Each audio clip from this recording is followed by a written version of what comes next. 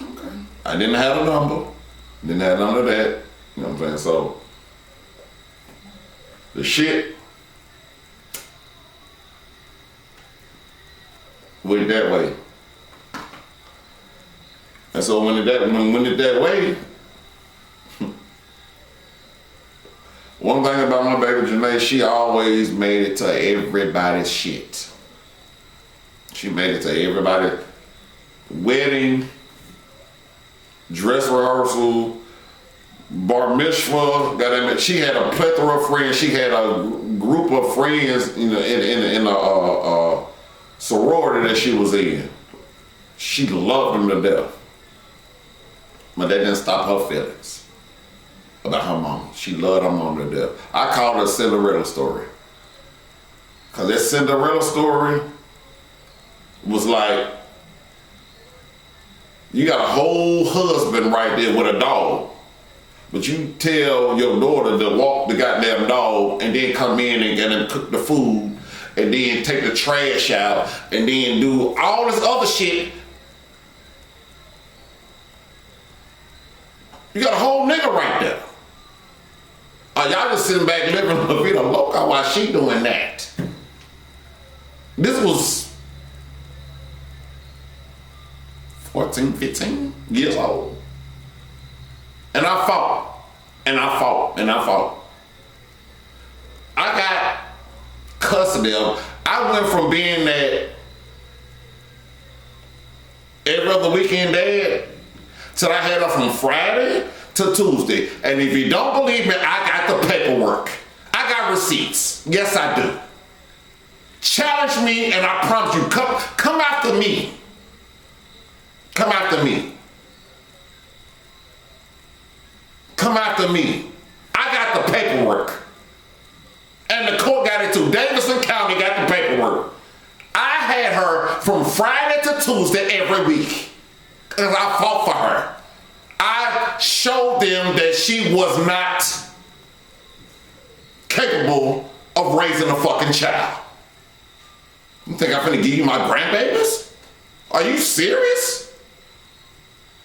Get the fuck out of here. I promise you. They gotta go through me. If you want that, because I had custody of her. I don't know if you told him or not. I had custody of Janae at the end. At the beginning, it was all bullshit. I'm talking about working countless hours. Countless hours. 60, 70 hours a week. Getting $40, $50. Because the child support was $1,100 every month. $1,100 a month. Making, what we making back then? $9.25? And my whole check gone. I had to go do other shit. I had to go hustle. I get off of all that shit anyway. I'm talking about Janae right now. And the reason I'm talking about Janae because this right here links Karen Lacey to that suicide.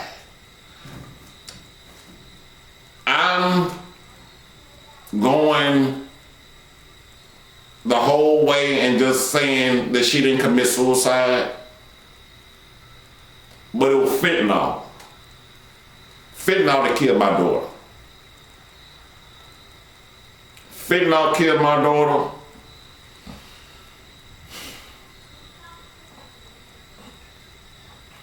I feel so strongly about this. She didn't, all right, this is what happened. She went in on a Thursday. They pumped her, got it out of her system. I mean, all right, the guy that was staying there, you know what I'm saying, resuscitated, called the ambulance, resuscitated her, got her back, you know what I'm saying. Ambulance came, all right, she back, she at the hospital, and she's doing her. She's living. She's back. They felt like that she was good enough. They let her go that Sunday. This is a week after my daughter got married. Let her go that Thursday. Okay, to get y'all a mind frame of where I'm coming from, everybody came home that Sunday. Everybody went home about their merry way Sunday. Thursday, she was in the hospital. What I just told y'all. You know what I'm saying? She died in her own house. And the guy that she gave room to, you stay in a room, whatever, he resuscitated her, called an ambulance and everything, came back. Ambulance came, picked up, took her to the hospital. Flushed the system out, she good. She came back Sunday, my kid's mama dropped off about 10:30. Somebody called her about 12:15, 12:30, said Janae was dead. 2 hours after she came home from the hospital, she died again?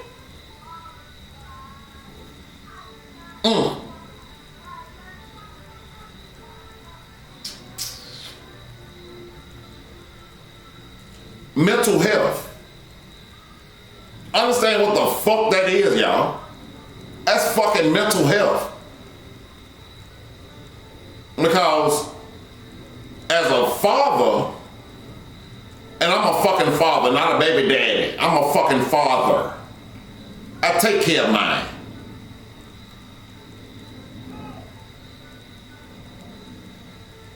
For my daughter not to come to me, she felt like, because she knew my life. She knew I had a hard life. She knew I was about that. She know I can't talk to dad about anything. She confided in her sisters. What she's supposed to do. And I applaud her for that. And I applaud them for keeping the oath. But if they would have known, I'm sure they would have told me. That's how God worked. I know the faith was there with them. They were like, if they would have known that shit would have happened, they would have said, "Dog, Daddy, we can't do nothing." I know they would have did that. But that wasn't the case. That wasn't given to them to do. I don't know what happened in their household while she was by herself.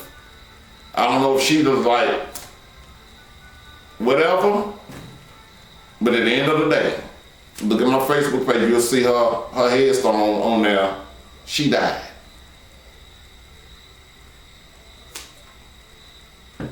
Mental health. That saved me to say this. Why you telling all this shit, Mike? Why you telling all this shit, Black?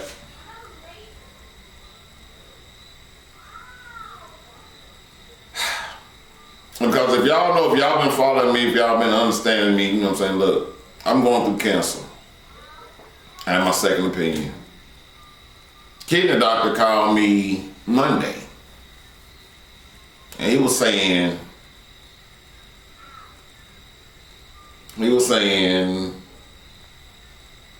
the cancer's the last thing you really got to worry about. Well, both of it, was two of them. It was the lady that was at the hospital with me, the African lady. I ain't gonna say her name. I want to say her name, but I don't, you know what I'm saying? Like, I don't know how this media shit works. But I won't say her name, but she cool. You know what I'm saying? She good. She's great, actually.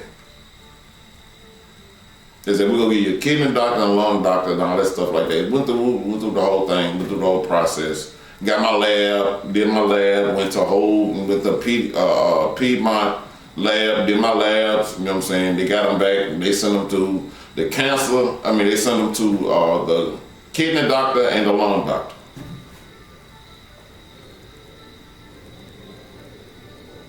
And that was about a month ago.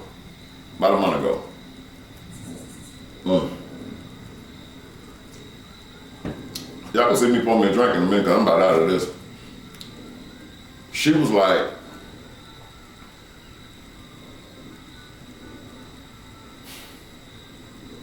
and then I guess the head doctor, he was like,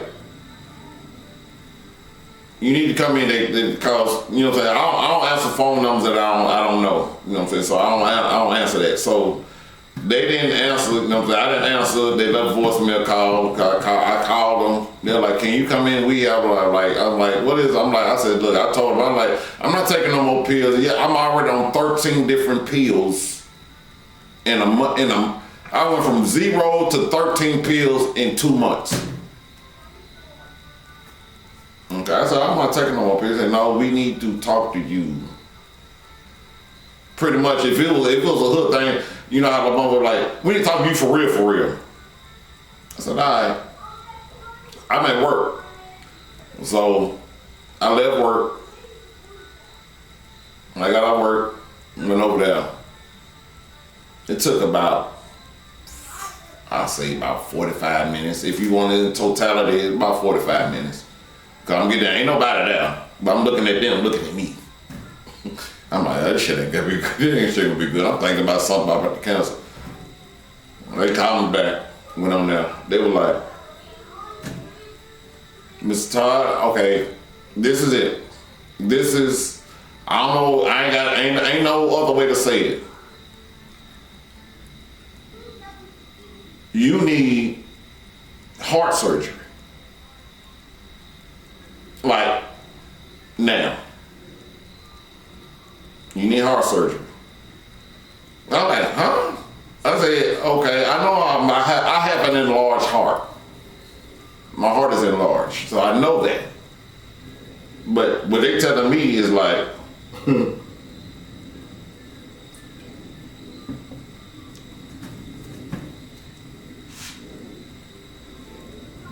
there's a 50-50 chance you won't make it off the table.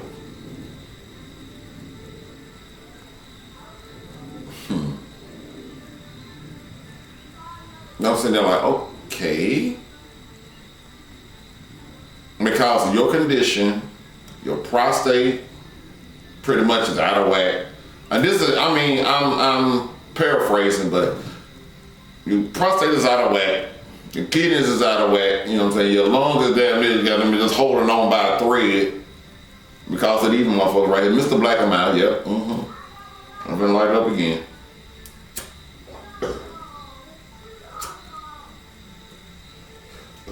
Kiss master your tongue out, I don't care. But they were saying, what I love about Miss Lady and Mr. Man, that was real in front of me. Because she was like, do you smoke? I said, yeah. What are you smoking? I told her. And I told her what I drank. I said, I don't even drink liquor no more. You know what I'm saying? So, I just drank my beer, you know what I'm saying, smoke. And so you're like, okay. This right here ain't that ain't gonna help you nothing. And then he was like, well, pretty much the way the damage to your heart, it don't matter if you stop smoking now or stop drinking now. The damage is done. You need to have this triple heart bypass. And if we put you might not come back.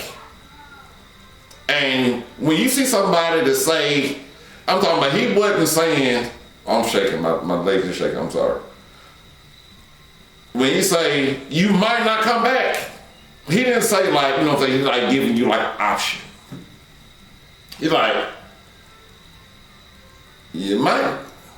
Pretty much she was saying 50-50. He was more like, you 20, 80.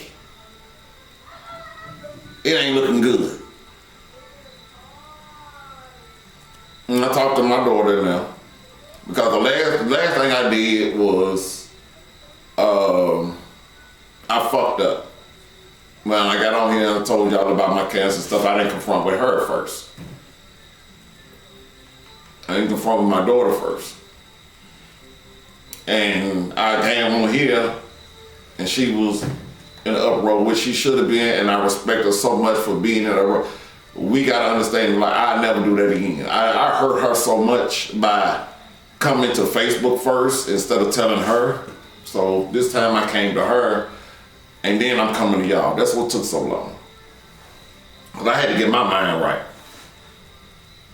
Because I ain't even got off into the other shit. She was pretty much fucked up from the cancer shit. Cause it was that, so I do another. So now they saying, if I go get an open heart surgery, cancer's the last thing I'm worried about.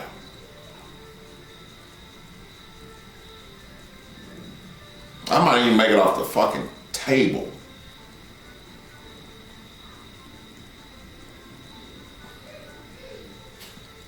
So that's where I'm at on that. So how does Kyron and Janae deal with, you know what I'm saying? I mean, what they got to do with you? My first marriage, I actually killed myself. I was brought back. I drunk a whole bottle of that little green bottle of tequila and took probably about a half a thing of Tylenol. Half a little bottle of Tylenol PMs. Just said, fuck it. Cause I was losing my family.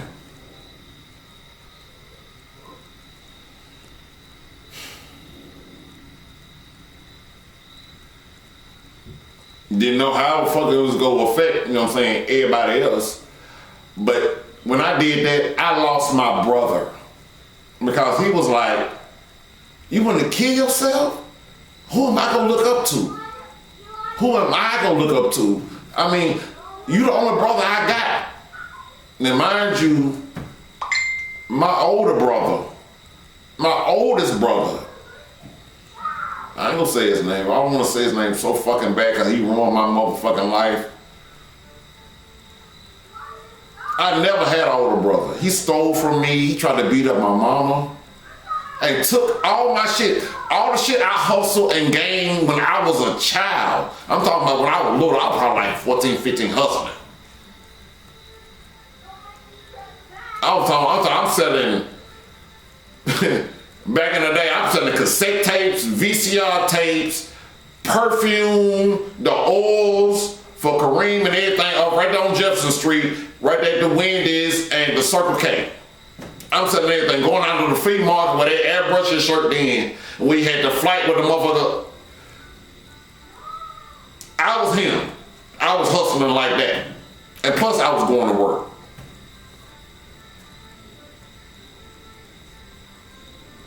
When he came in, when I say clothes hanger swinging, my brother, what they did to him, to me, I'm saying, like, I call him a pussy. He a pussy. He was a pussy then, he a pussy now. Because he allowed somebody to give him a Mickey and turn him to a drug addict, and I never got to experience a fucking big brother. So that fucking big brother that I never experienced, I never knew how to be a big brother, and I lost my little brother because of what I did when I tried to take my life. And I own that because that's my shit that I did. And Edward, I apologize. I'm sorry that I did that to you. I'm sorry. I'm very sorry that I did that to you. Because I didn't know how to be a fucking big brother. I didn't know because I was never told how to be a big brother. I was never shown how to be a fucking big brother. I'm sorry. My apologies. And I lost my only little brother on that. That's the way I feel. But he went on. He went on with his life. He never said. But he told me, he like, when I woke up, when they brought me back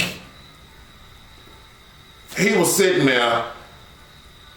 We at my Harry Hospital. He telling me, he like, what you think I'm gonna do without you? That turned my whole life around. That turned me, God gave me another chance.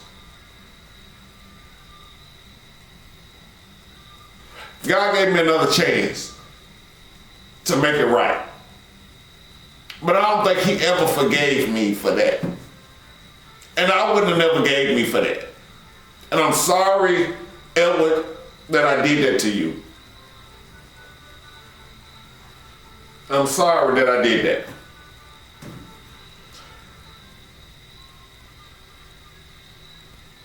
My life was in shambles. I seen my big brother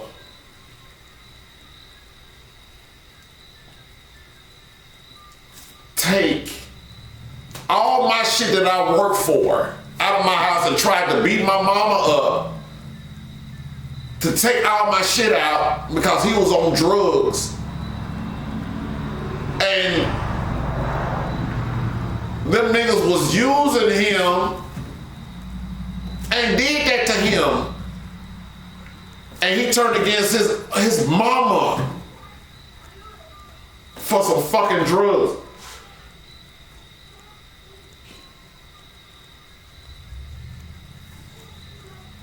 That shattered me. I mean, not even going on from, being told, by being told by two of my sisters, well, I'm the fourth child. I got an older sister, then my older brother, then my older sister, and then it's me. Then my other sister, then it's me. I'm talking about them three. Nigga, you adopted. Nigga, we don't get, pretty much they didn't give a fuck about me. I'm thinking it's a joke. I'm thinking it's a lie. I mean, you know how people fuck with you. You done seen them like, what's that damn movie? Home Alone and all that shit. You know, they fuck with the little kid or whatever, you know what I'm saying? Whatever. That's how I felt. I'm thinking it's a joke. But it turned out to be fucking real. They didn't give a fuck about me. They don't give a fuck about me right now. My siblings don't give a fuck about me, and I lost my little brother and my little sister because of my actions, because I felt by them three.